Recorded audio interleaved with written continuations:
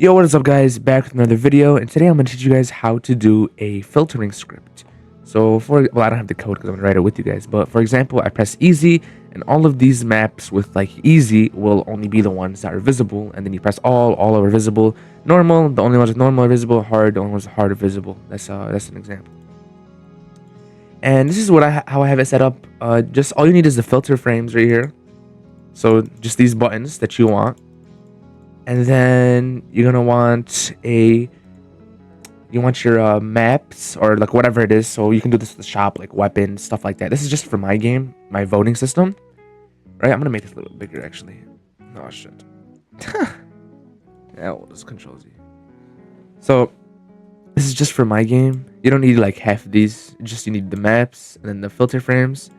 And inside of your maps, make sure there's some sort of button, so like text button or image button.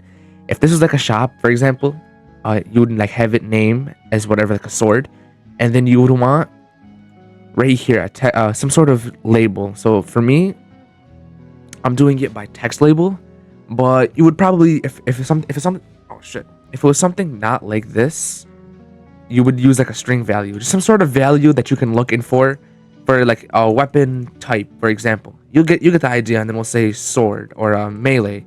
And then in your code, you can adjust it like, oh, only the melees and stuff. You'll see once we write the code. But for me, to avoid any confusion, I'm just going to use a text label, and I'm going to look inside the text label's text and see what the label's text is. But if I use a string value, or even you can use numbers, just any type of value that fits your category.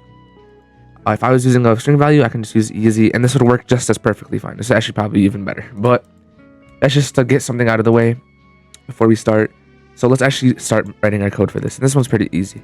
So let's reference our GUI. So let's say local GUI is equal to script.parent.screen GUI. Let's find first child screen GUI. And now let's say local voting maps is equal to GUI. Wait for child voting. This is for me. Reference it how it is for you. And then I'm going to say find first child maps. So now we reference the maps. And I'm going to say filter frames is equal to GUI, wait for child. Actually, yeah. We'll wait for the child. Voting, find first child, filter frames. All right, perfect. Now we can iterate through these and put all these in the table with our for loop. So now we're just gonna say we'll make a function, local function, filter, and we don't have to run any parameters in arguments. I'm gonna just call it right now. There we go. I like to put this in a function, like any of my for loops. It makes it a lot more neater, a lot more nice. And we'll say this filter buttons code block, and then we're just gonna, there we go, group it like that. Looks a little bit neater and nicer, and we'll do that. Yeah, all right, awesome. So now let's do this. Let's make a global variable in this function. Local selected is equal to all. What this is basically your all button. So for me, this is gonna be our default all button. This is already selected. That way the code actually knows what, like when we run it, because we're gonna call it right away. It knows exactly what it's looking for right away because we didn't filter anything yet. So this is the default. The first thing you put right here is our default. I'm gonna just call it all button because that's the name right here. So we're gonna name our selected after these buttons, okay? And whatever this all button for you is, put the name there. Now we're gonna say for IV in pairs. Actually, we don't have to do pairs. We can say, you know what? Let's do right here, filter frames, in filter frames, get children, do. Okay, now we have our table. And we're going to say if V is a text button. And you know what? We're going to do this. We're going to just put this colon text button. You don't have to, but now when we reference V, it's going to give us all the text button properties that we can manipulate, which is super useful. And actually, yeah. We'll say that. If V is a text button. And then now we're going to say if V, that's for gradients. Let's say v.activated connect a function of selected is equal to v.name. There we go. So now if we select easy button, if we activate it, the selected name will be the easy button. And you know what? We're just going to print out selected just so we can know. Then what we're going to do is this. So let's just test it out real quick. Let's see if our for loop is working. Just incrementally. This is how we always code. Easy button, normal button, hard button, all button. Perfect. This is our selected. Okay. Awesome. It's working. Now we're just going to say connect this function if v is a text button. Selected is equal to v.name. If so, no, we don't have to do that actually. Now we can do this. So now we can say for, since we already made our thingies, for I v in pair. No pairs. We don't have to do pairs anymore. We're gonna say maps. Maps. Get children do. For me, they're image buttons. So I'm gonna say if v is a image button, then we're gonna say this: if selected is equal to, for example, all button. It's already doing it for us. Thank you. Then, so if it's selected, then v dot visible is equal to true. So all of them are gonna be visible. And then we're gonna say else if selected is equal to easy button. Then we're gonna say if v find first child. For me, it's difficulty. So right here, this text button, find first child, difficulty dot text is equal to easy. That's my value that I'm gonna look for. And then v dot visible is equal to true. And I'm gonna say else if it's not, then we're gonna say is equal to false. There we go. Yeah, so if the text is easy and our easy button is selected, then the visibility is true. And if it's not, then the visibility is false. And I'm gonna say, I don't have to do that actually. And then I'm gonna just do this right here. I'm gonna print v.name, and I'm gonna just do this little string. You don't have to do this, but I'm gonna say, so it would be like grassland is visible. And then I'm just gonna say print v dot, and then v.name is not visible. Okay, now we'll just see which ones are visible, which ones are not visible. So now we're just gonna say easy button. Huh.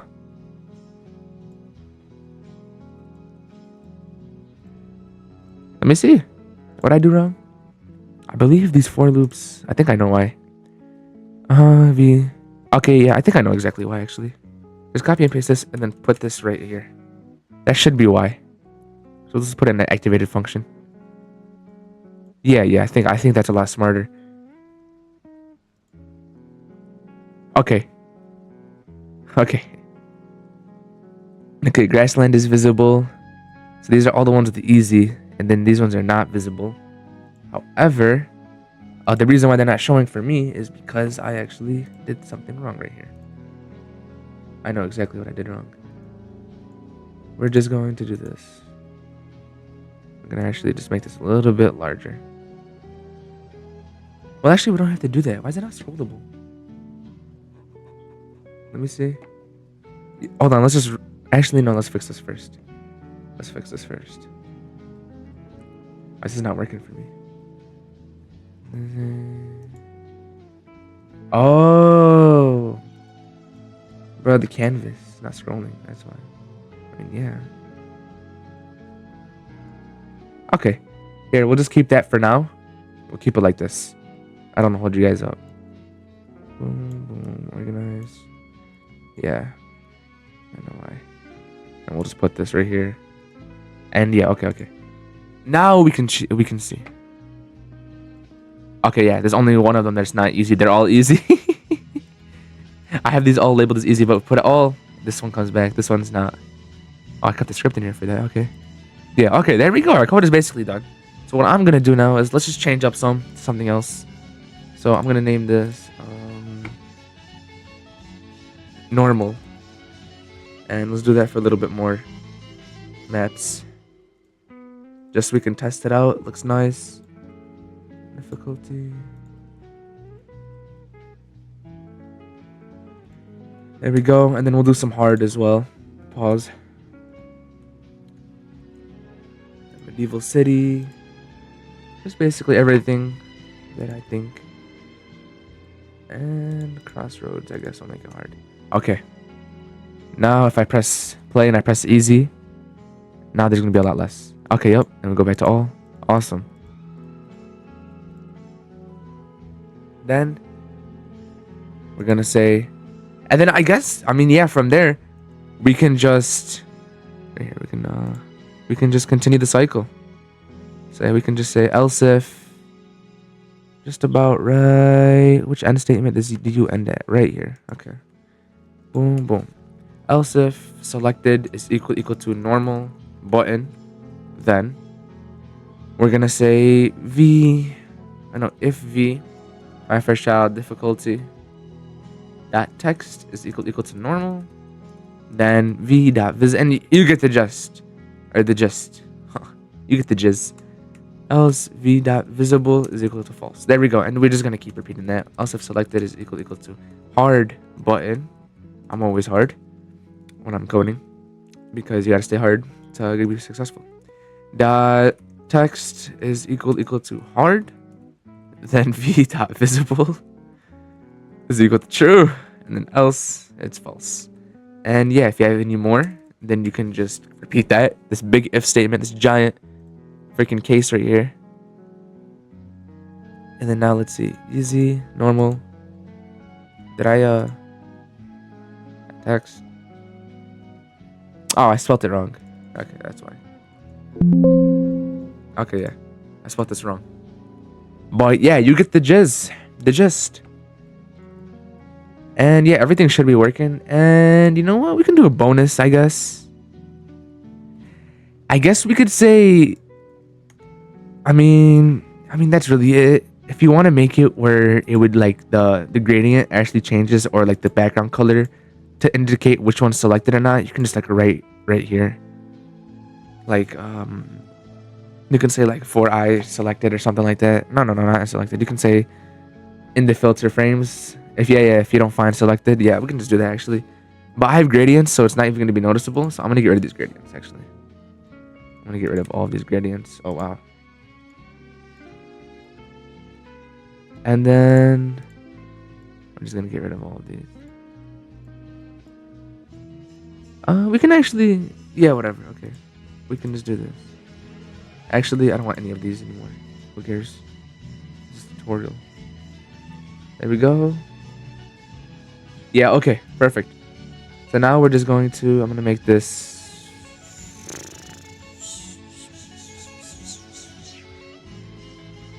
The selected one's gonna be red. How about that? Yeah, okay. And then now we're just gonna say, for oh yeah. If v dot name is not equal to selected or something like that, I think this should work. For iv text button and filter frames, do if v. Yeah.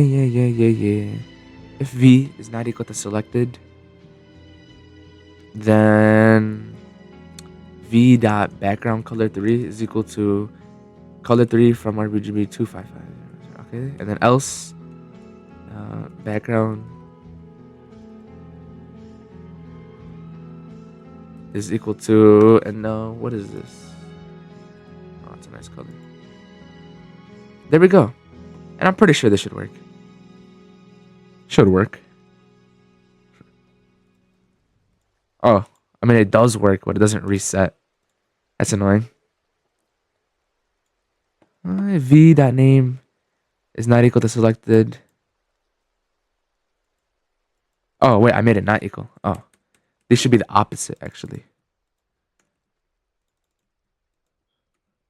There we go. And then we'll say,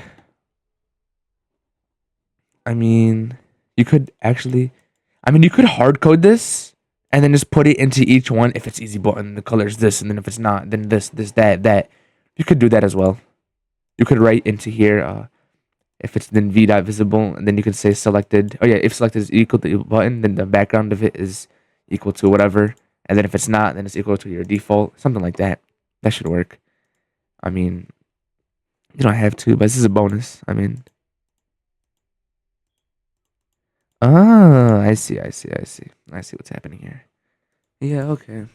Yeah, I'll put a this is really it. I'll put the whole code in the comment section with this fixed right here as well. But I don't want to drag on this video too long. So that's about it. Thank you guys for watching.